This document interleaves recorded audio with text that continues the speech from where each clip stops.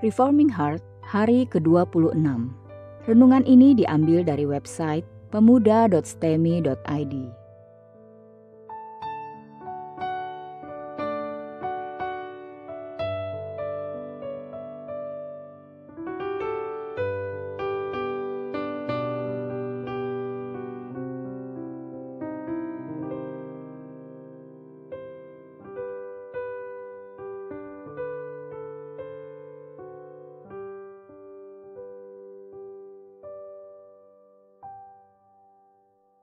Tema renungan hari ini adalah Perjanjian Yonatan dan Daud. Mari kita membaca Alkitab dari 1 Samuel 20 ayat 1 sampai 17. Demikian bunyi firman Tuhan. Perjanjian antara Daud dan Yonatan. Maka larilah Daud dari Nayot dekat Rama, sampailah ia kepada Yonatan, lalu berkata, "Apakah yang telah kuperbuat? Apakah kesalahanku dan apakah dosaku terhadap ayahmu, sehingga ia ingin mencabut nyawaku?" Tetapi Yonatan berkata kepadanya, "Jauhlah yang demikian itu, engkau tidak akan mati dibunuh. Ingatlah, ayahku tidak berbuat sesuatu, baik perkara besar maupun perkara kecil, dengan tidak menyatakannya kepadaku. Mengapa ayahku harus menyembunyikan perkara ini kepadaku? Tidak mungkin." Tetapi Daud menjawab katanya, "Ayahmu tahu benar bahwa engkau suka kepadaku. Sebab itu pikirnya, tidak boleh Yonatan mengetahui hal ini. Nanti ia bersusah hati. Namun demi Tuhan yang hidup dan demi hidupmu, hanya satu langkah jaraknya antara aku dan maut." Yonatan berkata kepada Daud, "Apapun kehendak hatimu, aku akan melakukannya bagimu." Lalu kata Daud kepada Yonatan, "Kau tahu, besok bulan baru, maka sebenarnya aku harus duduk makan bersama-sama dengan raja. Jika engkau membiarkan aku pergi, maka aku akan bersembunyi di padang sampai lusa petang. Apabila ayahmu menanyakan aku, haruslah kau katakan, Daud telah meminta dengan sangat kepadaku untuk pergi dengan segera ke Betlehem, kotanya, karena di sana ada upacara pengorbanan tahunan bagi segenap kaumnya. Jika begini dikatakannya, baiklah, maka hambamu ini selamat. Tetapi jika amarahnya bangkit dengan segera, ketahuilah bahwa ia telah mengambil keputusan untuk mendatangkan celaka. Jika demikian, tunjukkanlah kesetiaanmu kepada hambamu ini, sebab engkau telah mengikat perjanjian di hadapan Tuhan dengan hambamu ini. Tetapi jika ada kesalahan padaku, engkau sendirilah membunuh aku. Mengapa engkau harus menyerahkan aku kepada ayahmu?" Tetapi jawab Yonatan, "Jauhlah yang demikian itu. Sebab jika ku ketahui dengan pasti bahwa ayahku telah mengambil keputusan untuk mendatangkan celaka kepadamu, masakan aku tidak memberitahukannya kepadamu?" Lalu bertanyalah Daud kepada Yonatan, "Siapakah yang akan memberitahukan kepadaku apabila ayahmu menjawab engkau dengan keras?" Kata Yonatan kepada Daud, "Marilah kita keluar ke padang." Maka keluarlah keduanya ke padang.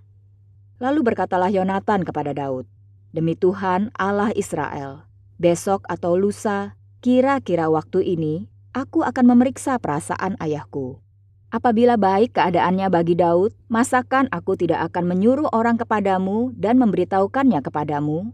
Tetapi apabila ayahku memandang baik untuk mendatangkan celaka kepadamu, beginilah kiranya Tuhan menghukum Yonatan, bahkan lebih lagi daripada itu, sekiranya aku tidak menyatakannya kepadamu dan membiarkan engkau pergi, sehingga engkau dapat berjalan dengan selamat. Tuhan kiranya menyertai engkau, seperti ia menyertai ayahku dahulu. Jika aku masih hidup, bukankah engkau akan menunjukkan kepadaku kasih setia Tuhan?" Tetapi jika aku sudah mati, janganlah engkau memutuskan kasih setiamu terhadap keturunanku sampai selamanya. Dan apabila Tuhan melenyapkan setiap orang dari musuh Daud dari muka bumi, janganlah nama Yonatan terhapus dari keturunan Daud, melainkan kiranya Tuhan menuntut balas daripada musuh-musuh Daud. Dan Yonatan menyuruh Daud sekali lagi bersumpah demi kasihnya kepadanya, sebab ia mengasihi Daud seperti dirinya sendiri. Mari kita merenungkan bagian firman ini. Narasi ini mengisahkan bagaimana Daud berada dalam posisi tertekan. Dia harus hidup dalam pelarian meskipun tidak memiliki kesalahan apa-apa. Inilah pembentukan Allah bagi orang-orang besar yang akan Dia bangkitkan. Daud difitnah dan terusir tanpa melakukan pelanggaran apapun. Dia tersingkir dari rumahnya dan dia tidak tahu harus berada di mana untuk melanjutkan hidupnya. Terkadang kita membaca kisah hidup di Alkitab dengan cara yang begitu enteng, sehingga kita gagal merenungkan kesulitan setiap kisah hidup yang dipaparkan oleh Alkitab.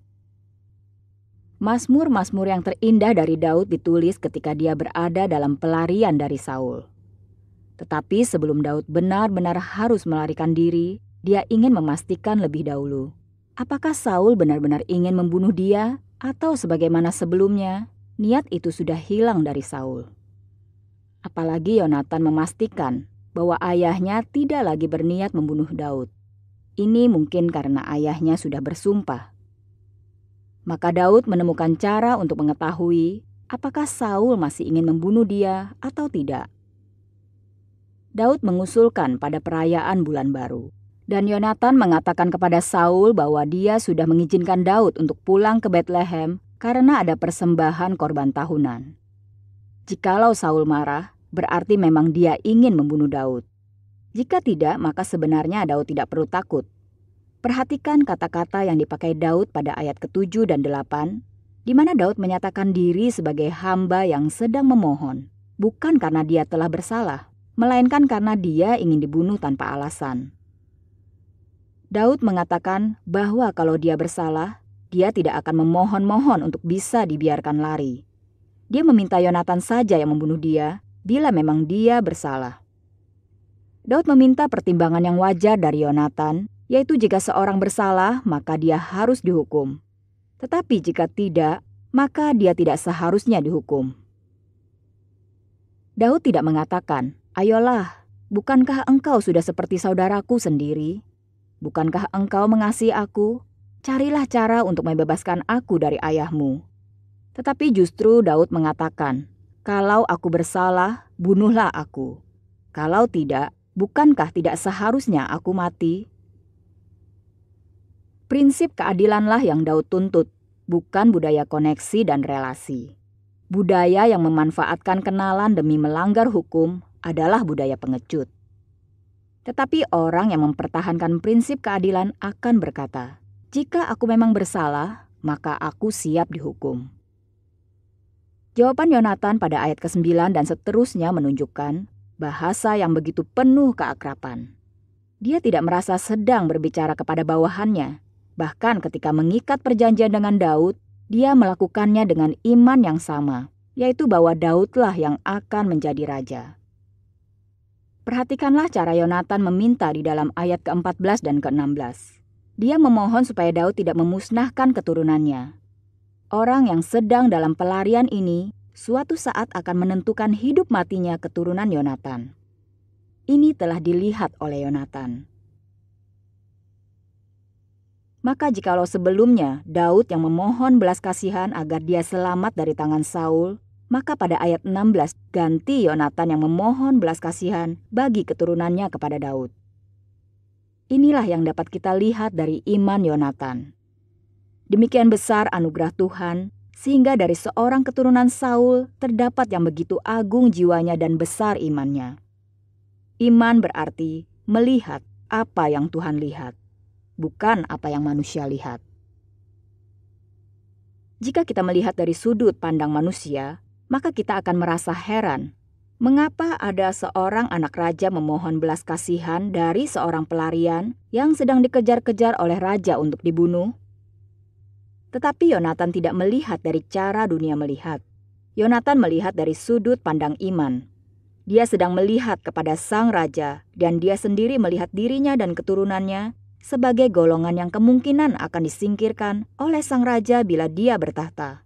Bahkan Yonatan mengatakan, kiranya Tuhan menyertai engkau seperti dia menyertai ayahku dahulu. Yonatan telah tahu bahwa Tuhan sekarang menyertai Daud dan telah undur daripada Saul. Betapa bahagianya jika kita memiliki cara memandang yang sedemikian. Melihat apa yang Tuhan lihat, bukan apa yang dunia lihat. Siapa yang Tuhan hargai? Aktor Hollywood yang terkenal atau misionaris yang memberitakan Injil di pedalaman yang tidak pernah didengar sebelumnya? Mata dunia memandang kepada para selebriti itu, tetapi mata rohani orang beriman mengetahui penghargaan sejati seharusnya diberikan kepada para pahlawan Allah yang rela memberitakan Injil Tuhan Yesus. Permintaan Yonatan adalah permintaan karena iman, tetapi tetap tidak menghilangkan prinsip keadilan. Yonatan memohon agar Daud tidak menghabiskan keturunannya yang sangat mungkin dianggap sebagai ancaman bagi tahta Daud. Kita akan melihat dalam perjalanan selanjutnya dari pembacaan kita bahwa seumur hidup Daud menjalankan janji ini. Yonatan meminta Daud untuk tidak bertindak seperti cara raja-raja dunia bertindak, termasuk seperti cara Saul, yaitu menghabiskan semua potensi ancaman bagi tahtanya. Jika seorang bangkit dan dia ingin mengambil tahta raja, maka dia akan membunuh raja dan menghabiskan semua keturunan raja, sehingga tidak ada lagi ancaman bagi dirinya. Yonatan berharap Daud tidak mengambil tindakan seperti ini, melainkan Daud tetap berlaku adil dan membunuh orang yang melakukan kesalahan setimpal hukuman mati, bukan melakukan pembunuhan tanpa alasan yang jelas. Baik Yonatan maupun Daud meminta hal yang tidak melawan prinsip keadilan. Keduanya sebenarnya akan menjadi raja yang agung dengan prinsip keadilan seperti ini. Daud akan naik tahta dan menjadi raja yang demikian. Bagaimana dengan Yonatan? Tuhan tidak memberikan tahta kepada dia karena ayahnya sudah sangat menyakiti hati Tuhan. Tetapi walaupun demikian, keagungan karakter Yonatan akan tetap membuat dia menjadi salah satu pemimpin perang dengan jiwa yang agung dan tetap diingat di sepanjang sejarah Israel. Marilah kita menjaga agar hati kita terus dibentuk oleh keadilan dan kebenaran Tuhan. Kita belajar seperti Daud. Di saat terdesak sekalipun, dia hanya meminta supaya dia mendapat perlakuan adil. Dia tidak meminta diberi fasilitas khusus oleh sahabatnya yang adalah anak raja. Begitu juga dengan Yonatan. Dengan imannya, dia sudah melihat sang raja Israel di depan dia. Dia tidak meminta hal yang berlawanan dengan keadilan sejati. Justru dia meminta Daud mengingat kasihnya dan tidak menghukum keturunannya tanpa alasan. Alkitab sangat menekankan sifat adil dari Allah. Allah yang adil akan mengasihi mereka yang juga memelihara sens keadilan di dalam hatinya. Mari kita selidiki diri kita masing-masing.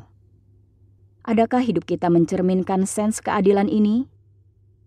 Waktu kita berbisnis, adakah kita meminta perlakuan adil dan bukan perlakuan istimewa?